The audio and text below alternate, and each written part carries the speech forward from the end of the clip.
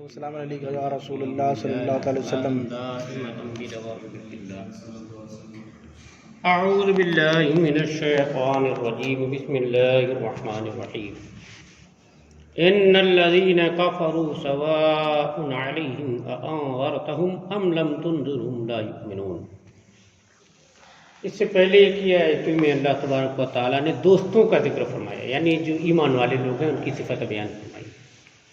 اب یہاں سے دشمنوں کا ذکر، جو ایمان اللہ کے اوپر نہیں لائے، بے شک وہ جن کی قسمت میں کفر ہے،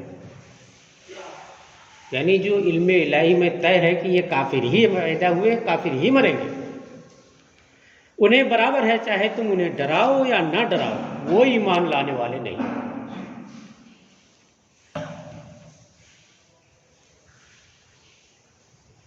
دوستوں کے بعد دشمنوں کا ذکر، مومنوں کے بعد کافروں کا ذکر کرنے میں ہدایت کی حکمت ہے کہ لوگوں کو اپنے اعمال اور اپنے عقائد پر غور کرنے کا موقع نصیب ہو، جانچ پرکھ ہم خود اپنی کر سکیں۔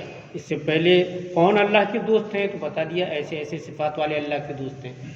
اب یہ بتایا جا رہا ہے کہ اللہ کے دشمن کون ہیں، تو جن کی یہ صفت ہے کہ ہم کو ماننا ہی نہیں ہے، ایمان لانے والے نہیں ہیں، وہ اللہ کے دشمن ہیں۔ یہ آیت ابو جہل، ابو لہب وغیرہ کافروں کے بارے میں نازل ہوئی ہے، جن کے بارے میں اللہ نے طے کیا تھا کہ وہ ایمان لانے والے نہیں ہیں۔ اس لیے ان کے حق میں اللہ تعالیٰ نے مخالفت سے ڈرانا نہ ڈرانا دونوں برابر ہیں، یہ فرمایا کہ آپ ان کو ڈرائیے یا نہیں ڈرائیے، ایمان نہیں لانے والے ہیں۔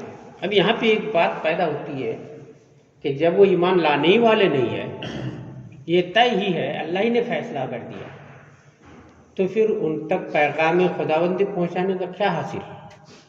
جو مانیں گے نہیں، ایسا کچھ لوگ سوچتے ہیں نا، جب وہ مانے گا نہیں اس کو کہنے کا کیا؟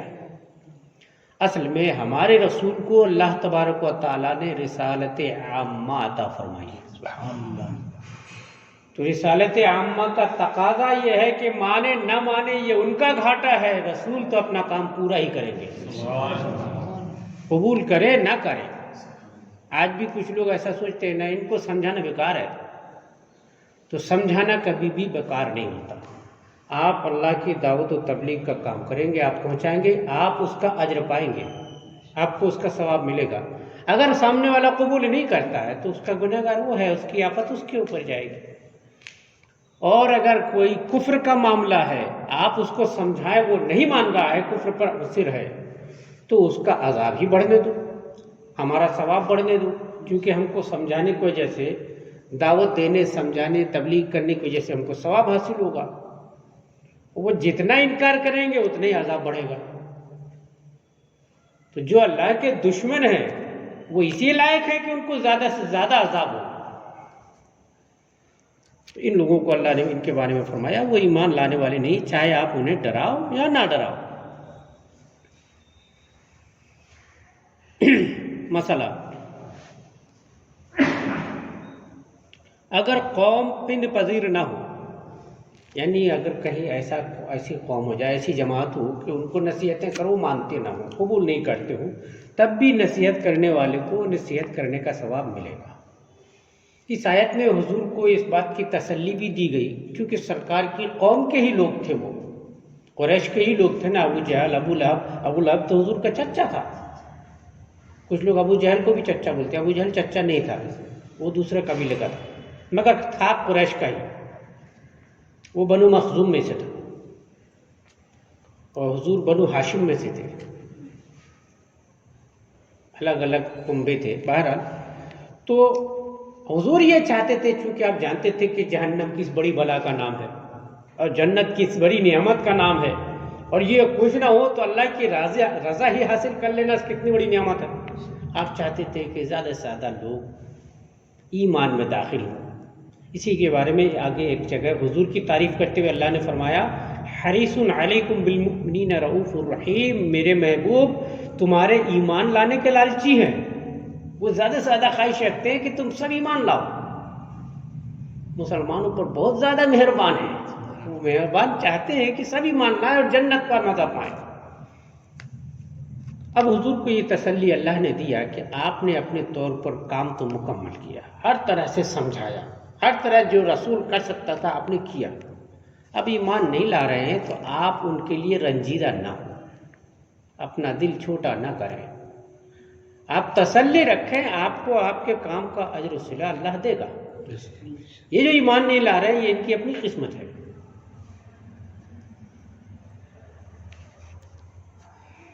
اب یہاں پہ ایک معنی لفظ آ گیا ہے ان الذین کفروا، جو کفر کیے، تو یہیں پہ مناسب ہے کہ یہ سمجھ لیا جائے یہ کفر ہے کیا چیز. کفر کس کو کہتے ہیں؟ ہے نا، ہم جو کسی کو کافر بول دیتے ہیں تو کافر کا معنی کیا ہوتا ہے؟ کافر کا مطلب کفر کرنے والا. کفر کا لغت میں معنی ہوتا ہے ڈھانپ دینا، چھپا دینا، کسی سچائی کو چھپا دینا. یہ کفر کا ایک لازمی معنی ہے انکار کرنا.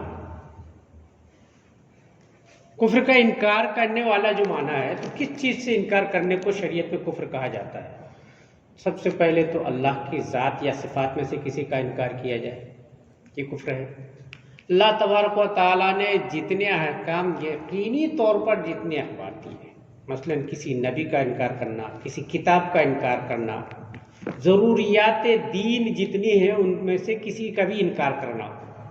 اب یہ انکار چاہے منہ سے ہو یا کسی عمل کے ذریعے ہو جائے، ہر صورت میں کفر ہے. اس کے علاوہ اللہ رسول کے بتائے راستے کے علاوہ کسی اور چیز کی عبادت یا پرستش کر لینا، یہ بھی کفر ہے. مثلا مسلمان ہے اور چلا گیا مندر میں پوجا کرنے کے لیے، کفر ہو گیا. یعنی منہ سے اگرچہ اس نے اللہ کا انکار نہیں کیا، عمل سے کر کے بتا دیا. چونکہ اللہ کی توحید اور وحدانیت کا تقاضا یہ ہے کہ ہم صرف عبادت کا حقدار صرف اللہ کو سمجھتے ہیں. یہ ایمان کا تقاضا ہے توحید کا. اب اگر اس کے علاوہ کوئی کسی اور کو عبادت کا حقدار سمجھ لیا تو مطلب تم نے اللہ کو عبادت کا حقدار نہیں سمجھا، توحید کو چھوڑ دیا، ہو گئے کافر.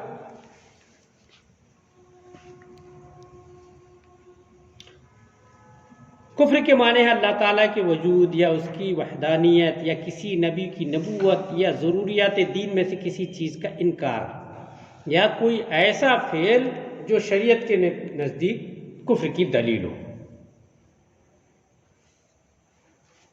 اس کو کرنے والے کو کافر کہتے ہیں. اب ہمارے ہندوستان میں کچھ لوگوں نے ایسا یہ بولنے میں یا زیادتی کرنے میں ایسا کر دیا تو دوسری قوموں کے لوگوں کو بھڑکا دیے، یہ بھڑک گئے، ایسا ہے ویسا ہے.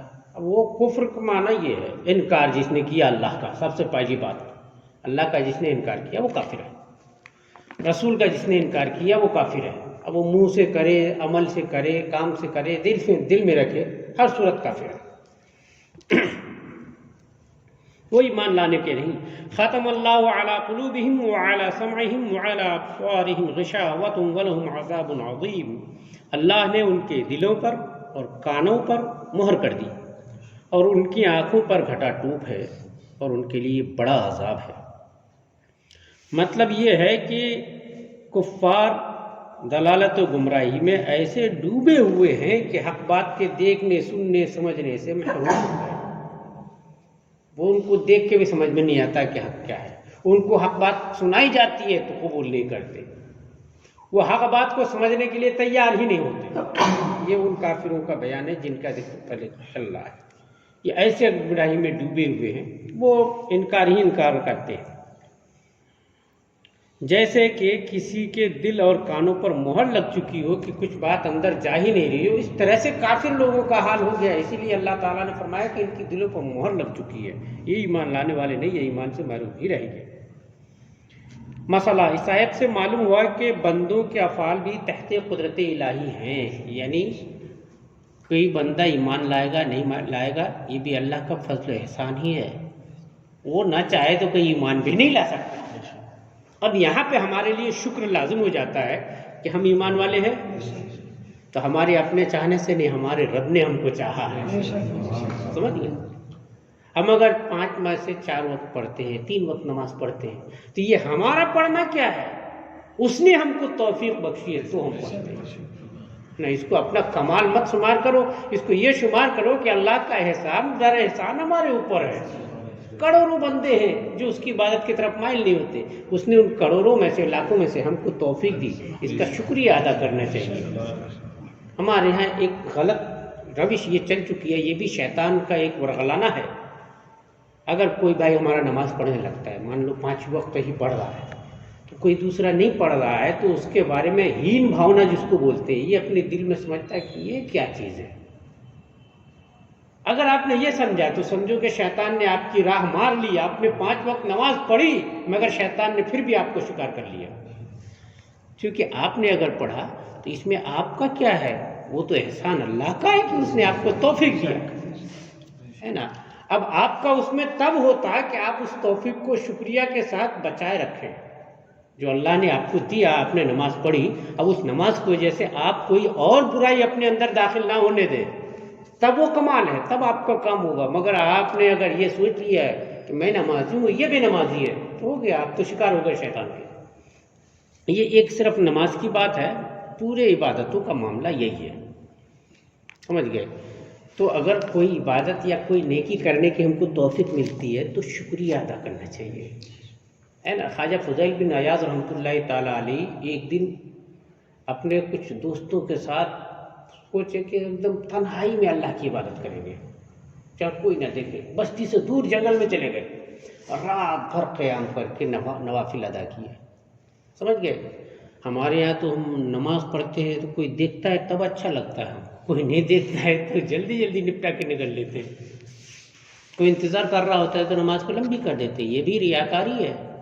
آپ نماز اللہ کے لیے پڑھ رہے ہو کہ دنیا کے لیے پڑھ رہے ہو؟ اگر اللہ کے لیے پڑھ رہے ہو تو وہ ہر حال میں تمہیں دیکھ رہا ہے۔ آپ جلدی جلدی پڑھ رہے ہو، نپٹا کے پڑھ رہے ہو یا اطمینان سے پڑھ رہے ہو، جیسے پڑھ رہے ہو ہر حال میں دیکھ رہا ہے۔ تو خواجہ فضیل بن عیاض رحمۃ اللہ علیہ چلے گئے جنگل میں، تنہائی میں رات بھر عبادت کی۔ اب جب صبح ہوئی، صبح کا سفیدہ ظاہر ہونے لگا، فجر کا وقت طلوع ہونے لگا، دونوں بزرگوں نے ایک دوسرے کو دیکھ کر کے کہا کہ میاں اب رات بھر تو اللہ نے اپنی بارگاہ میں کھڑا رکھا، نماز کی توفیق دی، اس کا شکریہ کیسے ادا کریں گے؟ یعنی بندے سب سوتے رہے اور ہم کو اللہ نے اپنی بارگاہ میں کھڑا رکھا، اتنی بڑی توفیق عطا فرمائی، تو اس کا شکریہ کیسے ادا کریں گے؟ تو دونوں نے کہا اس کا شکریہ یہ ہے کہ دن بھر روزہ رکھیں۔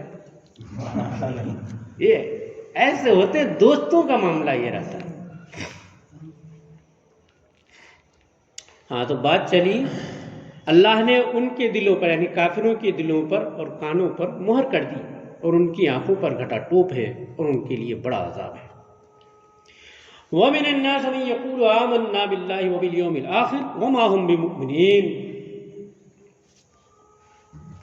یہاں سے 13 آیتیں منافقوں کے بارے میں نازل ہوئی ہیں، اور کچھ لوگ، ناس کہنے میں لوگ، کچھ لوگ ایسے بھی ہیں جو کہتے ہیں کہ ہم اللہ اور پچھلے دن پر ایمان لائے، وَمَا هُمْ بِمُؤْمِنِينَ، حالانکہ وہ ایمان والے نہیں ہیں۔ ایمان کا دعویٰ کرتے ہیں، منہ سے کہتے ہیں کہ ہم ایمان لائے، لیکن اللہ فرما رہا ہے جھوٹا ہے، وہ ایمان والے نہیں ہیں۔ اس سے معلوم ہوا کہ ہدایت کا راستہ پہلے سے ان کے لیے بند نہیں تھا، تب تو وہ اللہ اور قیامت پر ایمان لانے کی بات کر رہے ہیں، ایمان لائے کہہ رہے ہیں، راستہ بند نہیں تھا، مگر انہوں نے اپنی شقاوت قلبی، اپنی بدتینتی، انبیاء دشمنی، رسول دشمنی کی وجہ سے اپنے آپ کو کفر میں مبتلا رکھا، بس دعویٰ کرتے رہے جھوٹ کا۔ بلکہ ان کے کفر، عناد، سرکشی اور بے دینی اور مخالفت حق اور عداوت انبیاء کا یہ انجام ہے۔ جیسے کوئی شخص ڈاکٹر کی مخالفت کرنا نہ لازمہ کر لے، ڈاکٹر کا یہ چیز نہ کھا اور یہ کہے کہ میں کھاؤں گا، ڈاکٹر بولے یہ دوا پیو، وہ کہے گا میں نہیں پیوں گا، اس میں جو آفت اس کے اوپر آنے والی ہوگی اس کا یہ جواب دار خود ہوگا نا، ڈاکٹر تھوڑی، بیچارہ اس نے تو بات بتا دی۔ بالکل ایسے ہی اللہ تبارک و تعالیٰ کے رسول اکرم صلی اللہ تعالیٰ علیہ وسلم نے قوم کو ہدایت کے راستے عمل کر کے سمجھا دیے، ایمان کے تقاضے مکمل طور پر واضح طور پر سمجھا دیے۔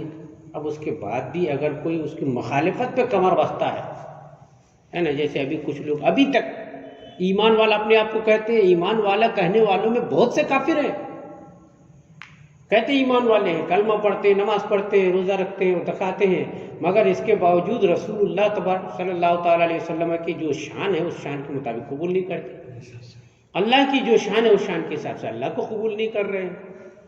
انہی باتوں کو اعلیٰ حضرت رحمۃ اللہ تعالیٰ علیہ نے اپنی کتاب میں تھوڑا جلالی تو تھے یہ خان صاحب ہے نا، تو اپنے جلال کے حساب سے بیان فرما دیا کہ ان کا خدا جھوٹ بول سکتا ہے، ان کا خدا زنا کر سکتا ہے، چونکہ انہوں نے اپنی کتابوں میں سے خدا کی صفت لکھی ہے، تو ہم اپنے خدا کی تنزیہ کیسے کریں گے؟ ہمارا پروردگار تو یہ سب چیزوں سے بری ہے، وہ تو پاک ہے، منزہ ہے۔ ہم ہر نماز کے ہر سجدے میں سبحان پڑھتے ہیں، سبحان، سبحان کا مطلب وہ پاک ہے، ہر نماز میں کہتے ہیں پاک ہے۔ پاک ہونے کا کیا مطلب ہے؟ اب یہ کہتے ہیں ان کے لیے عیوب ممکن ہے، تو معاذ اللہ جو خدا ہی کو عیبدار بنا دے تو وہ کتنا بڑا عیبدار ہوگا؟ اپنے عیبدار ہونا قبول نہیں کر رہا ہے، وہ خدا کے بارے میں یہ بات۔ ابھی ایک جگہ بات آئی تو بہت پیاری بات دماغ میں آئی، یہ لوگ معاذ اللہ اللہ رسول وغیرہ کے شان میں، جیسے کہ تھانوی شیطان نے لکھا حضور کے شان میں، کیا حضور کے علم پاک کے بارے میں لکھا، اگر کچھ غیب حضور جان لیتے ہیں، کچھ غیب سے مراد اگر کل غیب ہے، یعنی ہر غیب حضور کو معلوم ہے، تو یہ تو صفت اللہ کی ہے، یہ تو کسی بندے کی ہو نہیں سکتی، ایسا لکھ رہا ہے، دلیل بنا رہا ہے وہ دیکھیے۔ اور اگر کہیں کہ کچھ غیب جانتے ہیں تو کچھ غیب میں حضور کی کیا تخصیص؟ ایسا علم غیب تو معاذ اللہ ہر سبی و مجنو بلکہ جمیع حیوانات و بہائم کو حاصل ہے۔ الفاظ کو مطلب سمجھتے ہیں وہ کیا کہہ رہا ہے؟ یعنی جیسا تھوڑے سے غیبوں کا علم اگر حضور کے بارے میں مانتے ہیں تو ایسا تو ہر سبی و مجنو، یعنی ہر بچہ، ہر پاگل، بلکہ تمام جانوروں کو بھی ایسا علم حاصل ہے۔ سوال یہ ہے کہ حضور کے علم پاک کو جانوروں، پاگلوں، بچوں کے جیسا کہنا، اور اس کے بعد یہ کہتے کہ نہیں ہم نے کوئی برائی نہیں کی، حضور کی توہین نہیں کیا۔ کوئی کہے کہ تمہارا علم پاگلوں جیسا ہے، تم کو کیسا لگے گا؟ کوئی کہہ رہے تو جانوروں کے جیسا علم والا ہے، تو اس کو کیسا لگے گا؟ ان خبیثوں کو کون سمجھائے کہ جو بات تم اپنے بارے میں توہین سمجھتے ہو وہ رسول اللہ کے لیے توہین کیوں نہیں سمجھ میں آتی؟ اس طرح کی اور بھی بات ہیں، اللہ رسول کی شان میں بہت ساری گستاخیاں ان شیاطینوں کی، ان کے بارے میں اللہ فرما رہا ہے کچھ لوگ کہتے ہیں کہ ہم اللہ اور پچھلے دن پر ایمان لائے، حالانکہ وہ ایمان والے نہیں ہیں۔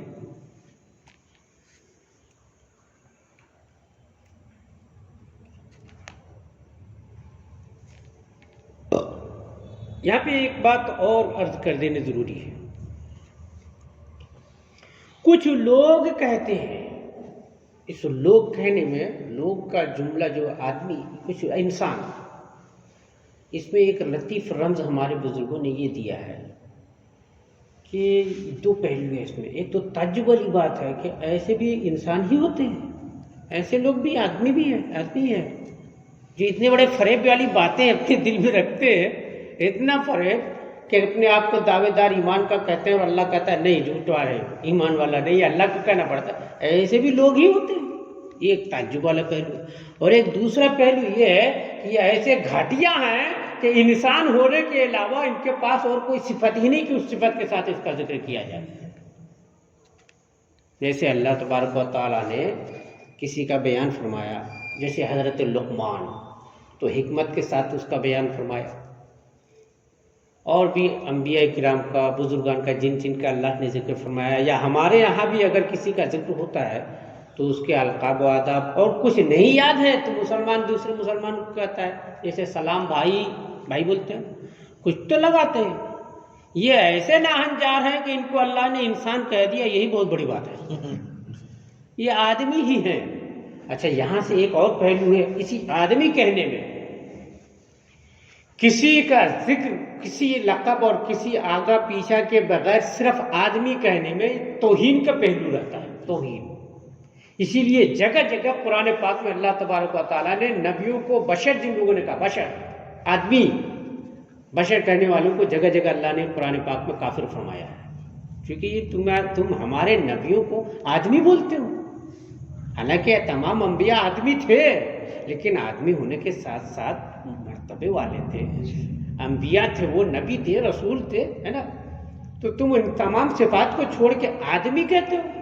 آدمی تو ان کو کہا جاتا ہے جس کے پاس قابل ذکر کوئی صفت ہی نہ ہو، ہے نا؟ تو وہ آدمی ہی ہے۔ منافقین کو اللہ نے فرمایا آدمی ہی ہے یہ بھی، اور جو رسولوں کو یا بزرگان دین کو ایسے آدمی ہی بولے نا، ان کو قرآن میں جگہ جگہ کافر کہا گیا ہے. اب وقالوا ابشر یہدوننا، ہے نا، جب گئے دعوت دینے موسیٰ تو بولے کیا آدمی ہماری ہدایت کریں گے، کچھ اور نہیں. نبی رسول وغیرہ کہنے کے بجائے انہوں نے کیا کیا، ابشر یہدون، کیا بشر ہماری ہدایت کریں گے. کہا گیا تم کافر ہو. اللہ نے فرمایا ایسے کافر ہیں جو ہمارے محبوب بندوں کو، ہمارے نبیوں کو بشر کہہ رہے ہیں. اب یہ کیا ہے، یہ بیوقوف رٹ لگائے پڑے ہیں کہ دوسرے خود ہمارے نبی کو بشر کہنے پہ تلے ہوئے بیٹھے ہیں. اور اوپر سے شرم کی بات دیکھو، آج دنیا کی کافر سے کافر قوم، گھٹیا سے گھٹیا قوم بھی اپنے پیشوا یا اپنے قائد کا نام یا ان کے بارے میں صفات اور تعریف کے پل باندھتے ہیں، چاہے جھوٹے سے ہی جھوٹی تعریفیں کرتے ہیں.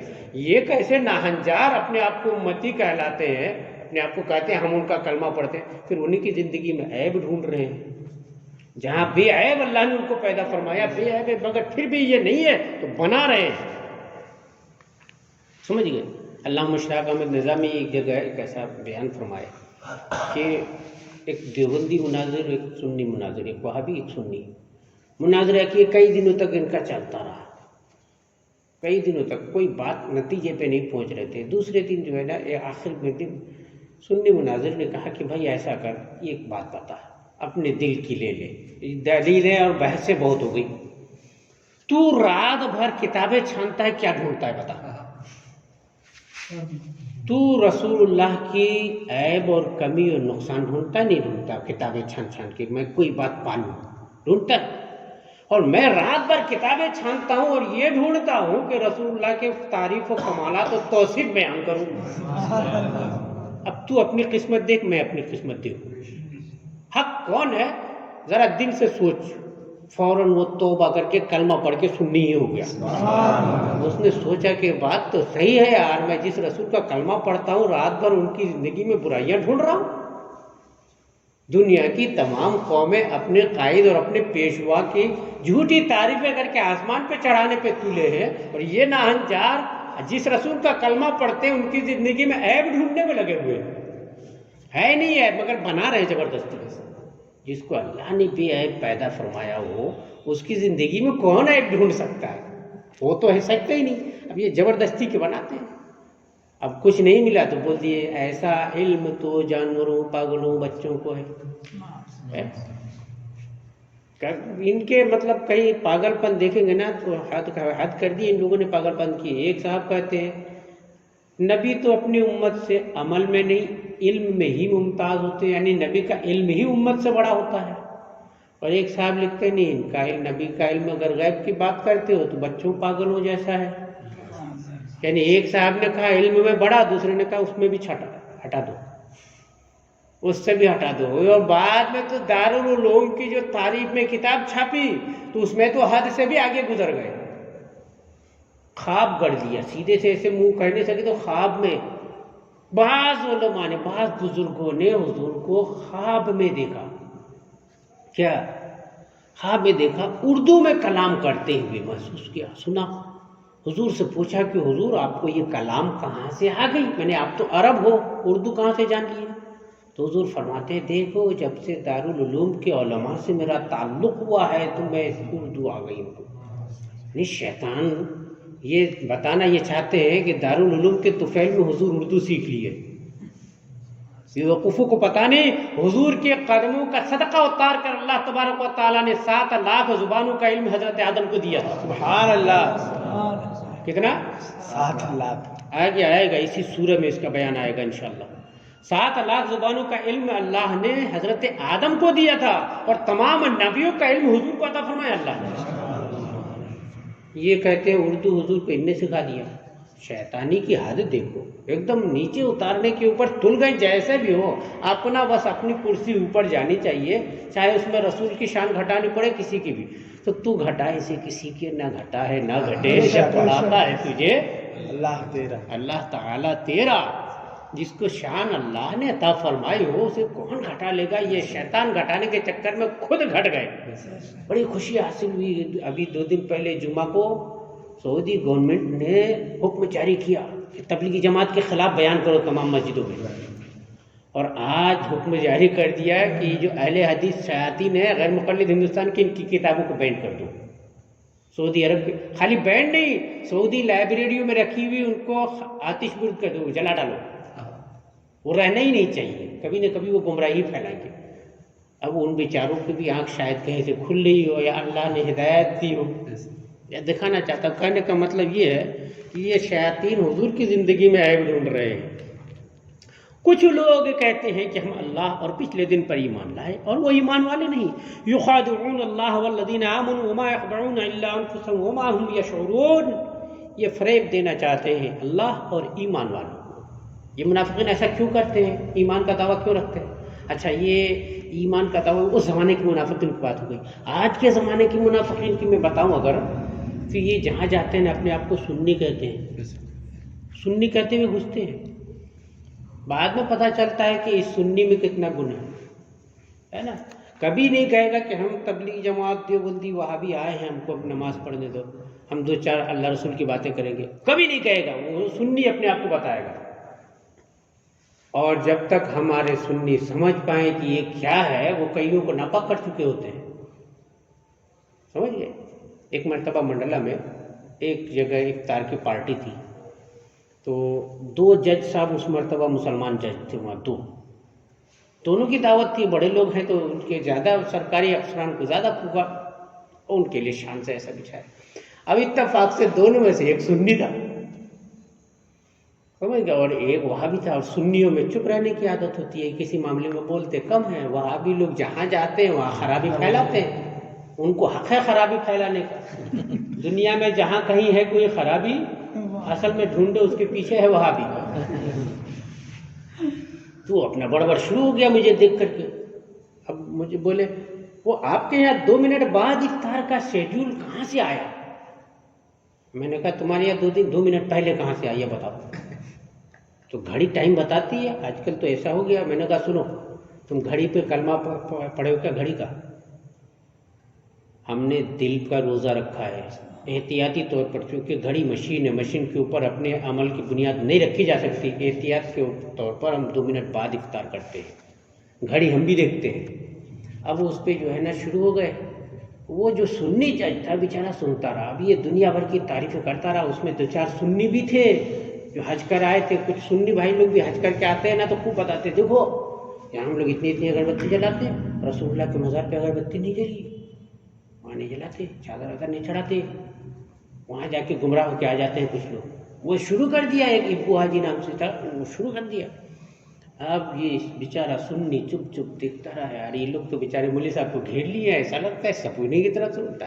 آخر میں بولا یار ایک بات بولوں، برا نہیں ماننا، ابھی افطار کو ٹائم ہے، ایک بات بول دیتا ہوں، بات اس کے بعد ختم.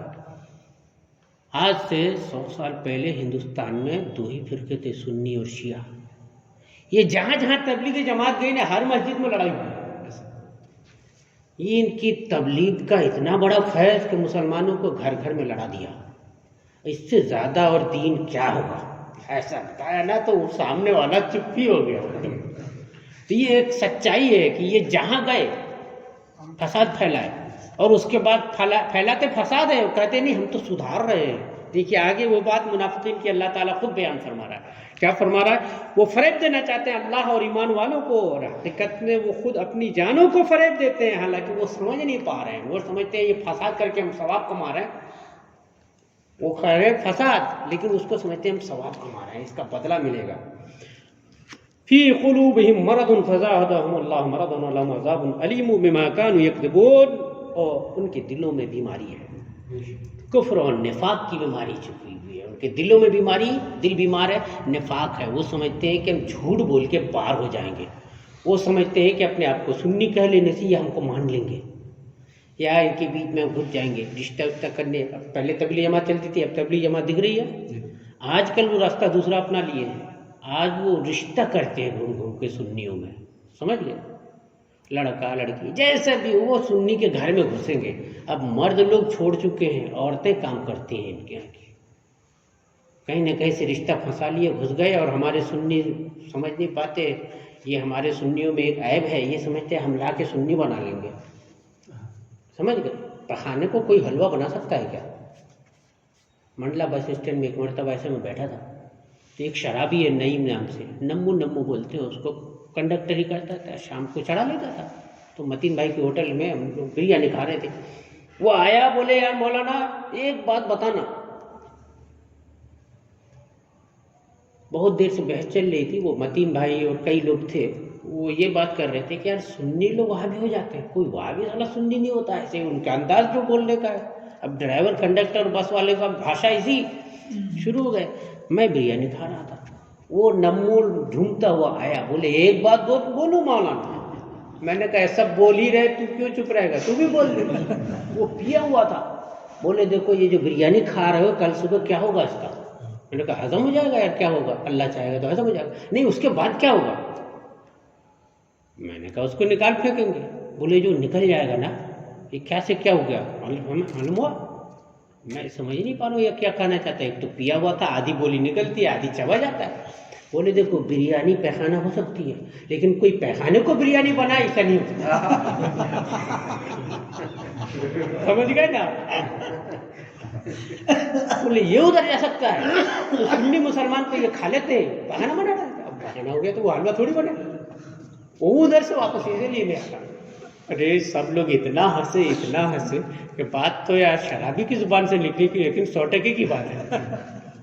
تو یہ ہے فریب دینا چاہتے ہیں اللہ اور ایمان والوں کو. حقیقت میں فریب نہیں دیتے مگر اپنی جانوں کو، اور انہیں شعور نہیں ہے. ان کے دلوں میں بیماری ہے، نفاق کی بیماری. اس نفاق کی بیماری کو چھپائے گھومتے رہتے ہیں.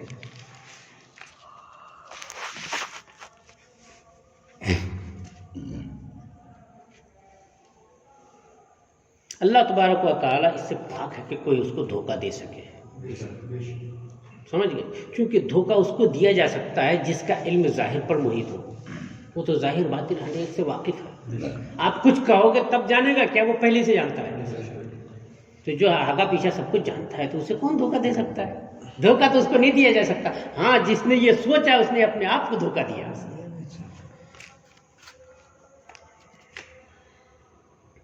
منافقین اپنے گمان میں خدا کو فریب دینا چاہتے ہیں، یا یہ کہ خدا کو فریب دینا یہ ہے کہ رسول کو دھوکہ دینا چاہیں، کیونکہ وہ اللہ کے خلیفہ ہیں اور اللہ نے اپنے حبیب کو اسرار کا علم عطا فرما دیا ہے.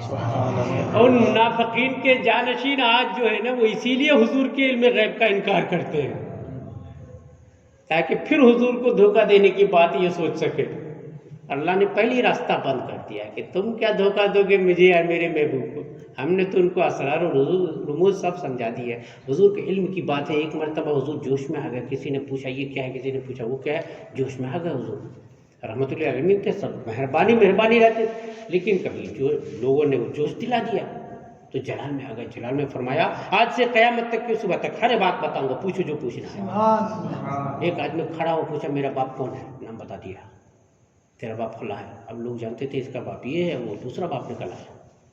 وہ پریشان گھر جا کے پوچھا ماں سے کہ کیا ہے، حضور تو ایسا کرتے. فرمایا حضور نے ٹھیک کہا، ہاں تیرا باپ تو اولاد پیدا کرنے لائق تھا ہی نہیں، وہ میرے گھر کا چرواہا تھا، اس کے ساتھ میں گئی تھی تو پیدا ہوا تھا. لے اب ایسے راز کھلنا شروع ہوئے. اب حضور بتانے شروع ہوئے. فرمایا سنو میں آخر زمانے میں قیامت ایک دن ٹل جائے گی. ایک دن صرف ایک نیکی کی وجہ سے قیامت ٹل جائے گی. وہ بھی نیکی سرکار نے بتایا. ان مسجد کی خدمت کا بیڑا اٹھایا ہو نا، دیکھو یہ حدیث اس کا ثواب بتا رہی ہے. سرکار فرماتے ہیں آخر زمانے میں ایک دن ایسا ہوگا جب کوئی بھی اللہ کے بارگاہ میں سجدہ نیز نہیں ہوگا، کوئی ایک بھی نہیں اللہ کی عبادت کرے گا، لیکن ایک بندہ مسجد سے ایک دن کا اٹھا کے باہر کر دے گا. اس ایک نیکی کی وجہ سے وہ قیامت ایک دن ٹل جائے گی. سنو میں اس آدمی کا نام، اس کا کنبہ، قبیلہ، شکل، صورت بتا سکتا ہوں. سبحان اللہ. یعنی سب سے آخری ایمان والے کو بھی حضور جانتے ہیں، اور یہ دعویٰ کرتے ہیں کہ حضور جانتے نہیں، حضور کو دھوکہ دے سکتے. حضور کو کوئی نہیں دھوکہ دے سکتا. حضور کو اللہ تبارک و تعالیٰ نے تمام طرح کے اسرار و رموز کا علم عطا فرما دیا ہے. وہ منافقین کو اچھی طرح سے جانتے ہیں، ان کے حالات سے اچھی طرح سے واقف ہیں، اور اسی کا نتیجہ ہے کہ ایک وقت آیا جب حضور نے نام لے لے کے مسجد نبی شریف سے باہر بھگایا. فلاں تو نکل تو منافق ہے. 80 لوگوں کو بھگایا تھا حضور نے مسجد سے، ایک دو کو تھوڑی، وہ بھی عین جمعہ کے خطبے کے درمیان ہے نا. آج کچھ لوگ جیسے پکڑ کے ہمارے سنی ان کو نکال دیتے نا، تو لوگ باہر باتیں کرتے ہیں. یار آ گیا تھا تو نماز پڑھ لینے دیتے نا، کیا جاتا ہے ہمارا. تو پڑھ لینے دیتے، آپ کا کچھ نہیں جاتا، ٹھیک ہے، لیکن ہم ایمان والوں، ہمارا ایمان کچھ اس ٹائپ کا ہے نا کہ ہم اپنے رسول کے کسی عمل کو چھوڑنا گوارا نہیں کرتے، ہے نا؟ تو یہ عمل تو کبھی کبھی کرنے کا موقع ملتا ہے نا، حضور کی یہ بھی تو سنت ہے نا، منافقوں کو مسجد سے بھگانا، تو یہ سنت ہمیشہ کرنے کا موقع تو ملتا نہیں ہے، کبھی کبھی موقع ملتا ہے تو کیوں چھوڑیں گے وہ؟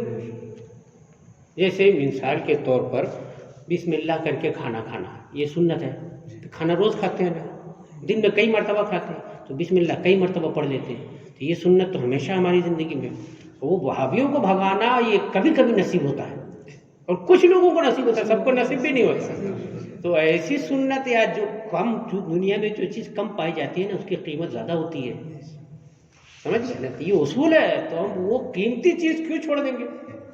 اس قیمتی چیز کو چھڑوانے کے لیے کچھ ہمارے سنی ہی بھائی لوگ برا مان جاتے ہیں، یار کیوں بات ہے میاں ہم تو کریں گے، ٹھیک ہے، آپ کو برا لگتا ہے، آپ اس کے ساتھ جا کے دوستی نبھاؤ، ہم نہیں مانیں گے، ہمارا عمل یہ ہے کہ ہم اپنے رسول کی سنت ادا کرنے کا موقع پائیں گے تو کیا کریں گے؟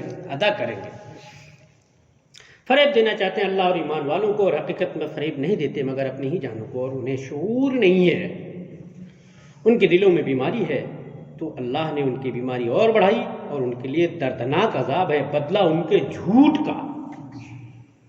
سمجھ گئے؟ ایک جگہ منافقین کے بارے میں سرکار جہاں صلی اللہ تعالیٰ علیہ وسلم نے فرمایا ہے کہ سنو میں منافقین کی نشانیاں بتاتا ہوں، جب بات کرے گا تو جھوٹ بولے گا، یہ منافقین کی ایک نشانی ہے زبردست۔